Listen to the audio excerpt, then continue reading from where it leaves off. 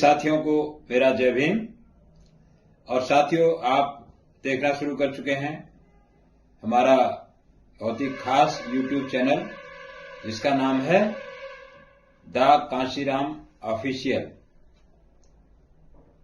साथियों, वर्तमान का एक बहुत ही ज्वलंत विषय चल रहा है जिसमें कि अभी हाल ही में संसद में हमारे देश के गृह मंत्री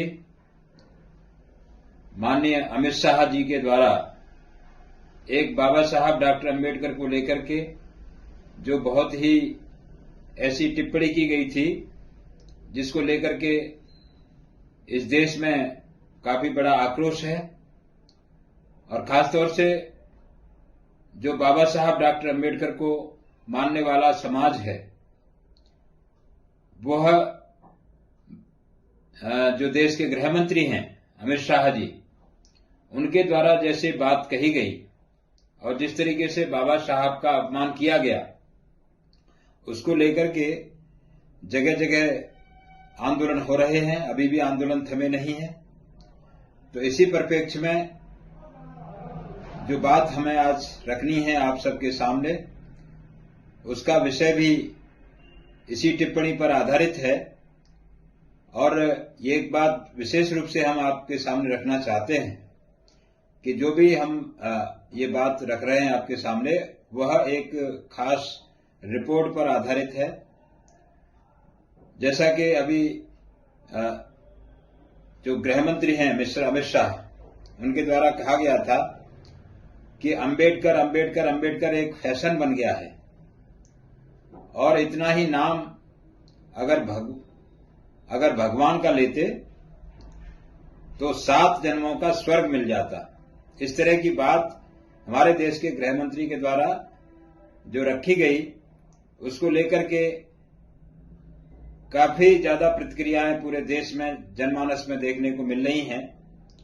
तो जो भगवान शब्द का इस्तेमाल हमारे देश के गृह मंत्री के द्वारा बाबा साहब के संदर्भ में किया गया है, तो आज जो हम आपके सामने एक तथ्य रखना चाहते हैं, वह तथ्य यह है कि इस देश के 38वें सुप्रीम कोर्ट के चीफ जस्टिस रहे थे, यानी चीफ जस्टिस ऑफ इंडिया 38वें, और उनका नाम था जस्टिस S.H. कापड़िया। तो जस्टिस S.H. कापड़िया जो भारत की सुप्रीम कोर्ट के मुख्य न्यायाधीश थे, और वे उनका जो कार्यकाल रहा था वह हम आपके सामने बताना चाहते हैं कि उनका कार्यकाल 12 मई 2010 से लेकर के 28 सितंबर 2012 तक रहा था। तो इसी बीच में उनका एक कार्यक्रम था महाराष्ट्र के औरंगाबाद में। तो औरंगाबाद में उनके द्वारा एक बात बहुत ही महत्वपूर्ण कही गई थी और जिसका के संज्ञान प्रेस मीडिया के द्वारा लिया गया था। और उसी प्रेस मीडिया का एक जो हिस्सा है, एक अखबार जो आपने अच्छी तरह से जिसको इस बारे में जानते हैं, उसका अखबार का नाम है अमर उजाला। और अमर उजाला में ये खबर जिसके बारे में मैं जिक्र कर रहा हूं, ये 2 सितंबर 2012 को उस अखबार में छपी थी। तो इस अखबार का हेडिंग था, हालांकि ये खबर बहुत ही एक छोटे से कॉलम में निकली थी, 2 सितंबर 2012, ये अमर उजाला में छपी हुई खबर थी। इसको क्योंकि मेरे पास काफी ज्यादा जो महत्वपूर्ण इस तरह के आइटम होते हैं जिसका ज्यादा महत्व होता है अखबार में छपी हुई खबरों का, तो हमारे अपना एक हैबिट में है कि उन अखबारों की कटिंग को हम संभाल के रखते हैं, मैं संभाल के रखता हूं। और उसी में से क्योंकि आजकल संविधान और भगवान की चर्चा काफी ज्यादा हो रही है, तो ये उसी परिप्रेक्ष्य में जो आपके सामने मैं रखने जा रहा हूं। तो चीफ जस्टिस ने संविधान को लेकर के जो टिप्पणी की थी, उसका अखबार ने संज्ञान लेते हुए उसको हेडिंग बनाया था जैसे हेडिंग इसमें आपको मैं दिखा रहा हूं, आप इसको देख सकते हैं, मिल सकते हैं भगवान, मिल सकते हैं भगवान। और किसके द्वारा कहा गया है ये बात कही गई है चीफ जस्टिस के द्वारा। इसको मैं अलग से भी आपके वीडियो में ये डालने जा रहा हूं, इसको आप पढ़ सकते हैं। तो मैं इस बात का ये पूरा खबर भी मैं आपको पढ़ के सुनाना चाहता हूं, जिससे कि हमारे जो पाठकगण हैं और इसके जो देखने वाले हैं, वीडियो को देखने वाले, इसको अच्छी तरह से समझ लें। तो ये औरंगाबाद की खबर है। इसमें पेपर में जो लिखा हुआ है ये मैं साफ कर देना चाहता हूं कि ये किसी धर्म विशेष के लिए नहीं है। ये एक सुप्रीम कोर्ट के चीफ जस्टिस के द्वारा कही गई बातें हैं, कोई भी इसको अन्यथा न ले, मेरा ये विशेष निवेदन है। जो सुप्रीम कोर्ट के चीफ जस्टिस के द्वारा कहा गया है और ये अखबार में छपा हुआ है, मैं उसी को पढ़ के आपके सामने सुना रहा हूं।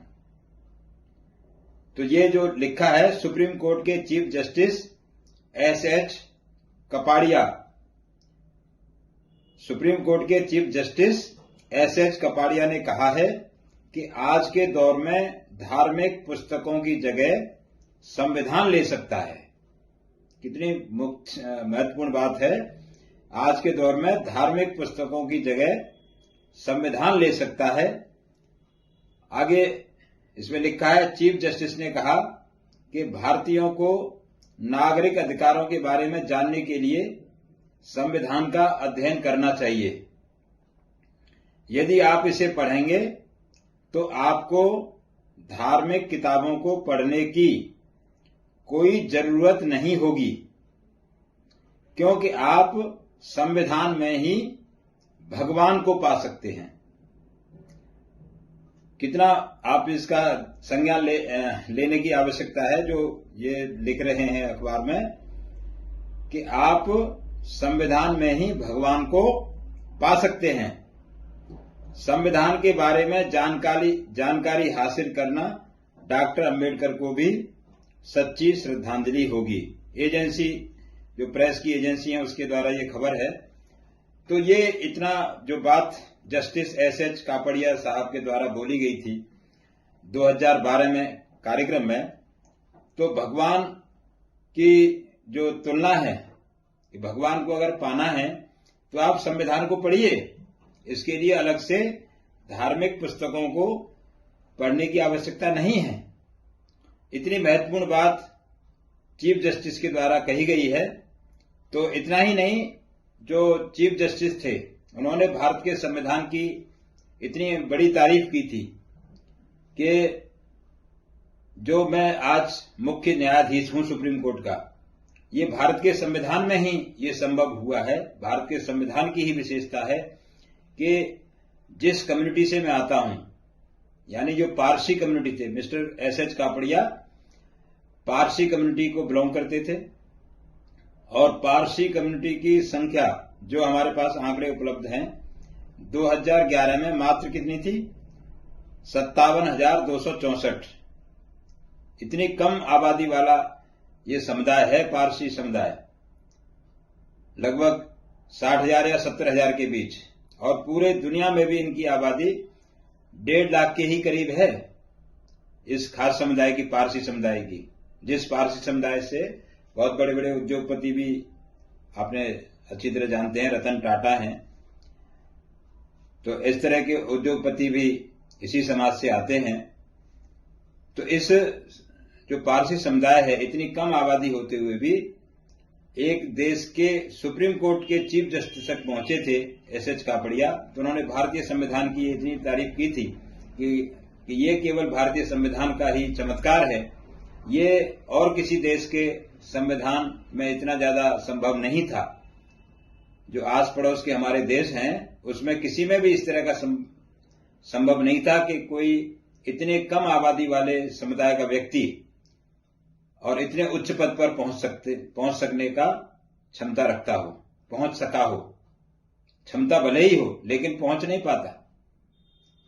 और इतना ही नहीं, दूसरी बात और अपने जो उनके जो कई बातें बहुत महत्वपूर्ण हमने इसमें देखी हैं। जस्टिस एसएच कापड़िया कहते हैं कि मैंने अपना कैरियर एक क्लास 4 एम्प्लॉय से शुरू किया था। 4th क्लास के एम्प्लॉय थे बिगनिंग में, और उनके पास जो जब रिटायर हुए, उन्होंने स्पीच में कहा था कि I have the only asset that is integrity. I have the only asset and that is integrity. यानी इंटेग्रिटी एक ऐसा असेट था उनकी नजर में कि वही सबसे ज्यादा वैल्यूएबल उनके लिए रहा। यानी इंटेग्रिटी, जिसको हम हिंदी में कहें तो इसको सत्यनिष्ठा भी कहते हैं, ईमानदारी भी कहते हैं, सच्चाई भी कहते हैं। तो इतने महत्वपूर्ण उनका जो पद रहते हुए भी उन्होंने कभी भी किसी भी तरह से अपने पद की जो उसका स्टेटस था, पद की गरिमा थी, उसको बहुत ऊंचाइयों तक पहुंचाया। और एक और जो बात उनके पक्ष में मुझे जरूर बतानी है आज के मौके पर, कि जब बाबरी मस्जिद का फैसला आने वाला था 2010 में, तो कई तरफ से दबाव आया था उनके पास कि इस फैसले को, हाई कोर्ट को अभी रोक दिया जाए, हाई कोर्ट इसको फैसले को सुनाने का जो प्रक्रिया है उसको रोक दे। और इस तरह का दबाव जब सुप्रीम कोर्ट के ऊपर भी आया था, तो सुप्रीम कोर्ट के chief justice mister SH Kapadia ने साफ कह दिया था कि नहीं, इस फैसले को जो भी है, इसको फैसले को सामने आना ही है, और इसको सामने आने के लिए कोई भी रुकावट हमें मंजूर नहीं है। जो प्रोसेस है, मतलब ड्यू प्रोसेस है इसकी जस्टिस की, उसको हमें फॉलो करना ही है। तो जैसे हमें जानकारी इसमें मिली है कि despite all type of consulted pressure, mister SH Kapadia allowed to announce the result by the High Court of Allahabad, क्योंकि इलाहाबाद हाई कोर्ट ने वो फैसला सुनाया था, क्योंकि बहुत सेंसिटिव मैटर था। लेकिन ये एसएच कापड़िया ने अपने पावर का इस्तेमाल करते हुए उस फैसले को सुनाने के लिए कोई रुकावट जिन्होंने डालना चाहते थे, उन रुकावट डालने वाले कारणों को रोकते हुए उनको फैसला सुनाने के लिए बोला गया था इलाहाबाद हाई कोर्ट को। तो ये कुछ जो है जरूरी बातें थी आज के वीडियो में, कि जो एसएच कापड़िया जो उस समय के चीफ जस्टिस थे, मिस्टर जस्टिस एसएच कापड़िया जी, तो उन्होंने जो भगवान और संविधान का जो संबंध अपने वक्तव्य में कहा था, उस वक्तव्य की चर्चा करना आज के मौके पर इसलिए जरूरी है कि जो लोग ये मानते हैं कि आज बहुत सारे हमारे लोग कहते हैं कि हमारे लिए तो संविधान ही सबसे बड़ा ग्रंथ है, हमारे लिए, हमारा बहुत सारा जो बाबा साहब को मानने वाला समाज है वो संविधान को ही सबसे बड़ा ग्रंथ मानता है।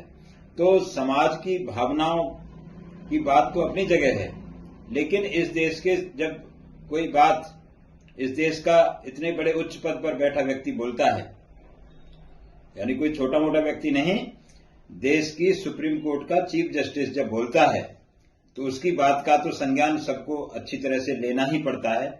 इसीलिए आज का वीडियो बनाने की मुझे ये आवश्यकता पड़ी कि ये जो हमारे पास उपलब्ध इसका वो था, एक पेपर की कटिंग थी, और ये प्रामाणिक चीज हमारे पास है।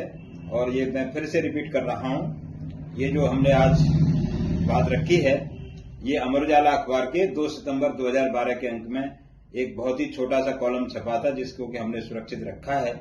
इसलिए ये आप सबके लिए, पूरे समाज के लिए, कि संविधान कितना बड़ा विशाल ग्रंथ है, ये जिसकी तुलना चीफ जस्टिस ऑफ इंडिया ने भगवान से की थी।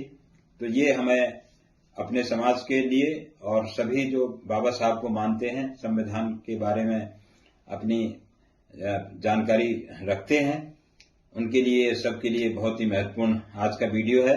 बहुत बहुत धन्यवाद। जय भीम, जय भारत। और एक बार फिर से आपसे निवेदन कि आप कृपया इस महत्वपूर्ण तथ्य को दूसरे लोगों तक भी पहुंचाएं, इस वीडियो को शेयर करें और हमारे चैनल को सब्सक्राइब करना न भूलें। बहुत बहुत धन्यवाद।